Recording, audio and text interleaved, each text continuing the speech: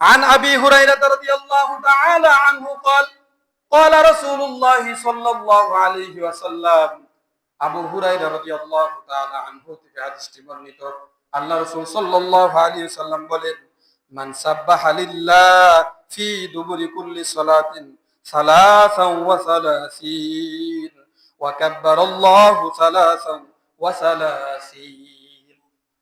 আমার কোন উম্মত যদি ফরজ নামাজ আদায়ের পরে 33 বার সুবহানাল্লাহ বলে, কতবার? 33 বার সুবহানাল্লাহ বলেন, এরপরে যদি আলহামদুলিল্লাহ সুবহানাল্লাহ এরপরে আলহামদুলিল্লাহ যদি 33 বার পড়ে, 33 বার আলহামদুলিল্লাহ পড়ার পর এরপরে যদি আল্লাহু আকবার 33 বার পড়ে, 3 কতবার বলেন? 99 বার। এরপরে আল্লাহ রাসূল সাল্লাল্লাহু আলাইহি ওয়াসাল্লাম বলেন ফাতিলকা তিসআতু ওয়া তিসউনা ওয়া ক্বালা তামামাল মিআতি লা ইলাহা ইল্লাল্লাহু ওয়াহদাহু লা শারীকা লাহু লাহুল মুলকু ওয়া লাহুল হামদু ওয়া হুয়া আলা কুল্লি শাইইন কাদির। এই আমলটা বলে, এই দোয়াটা বলে যদি 100 বার পূর্ণ করতে পারে, এই হাদিসেও আল্লাহ রাসূল সাল্লাল্লাহু আলাইহি সাল্লাম বলেন তার পিছনের সমস্ত গুনাহ মাফ করে দিবেন।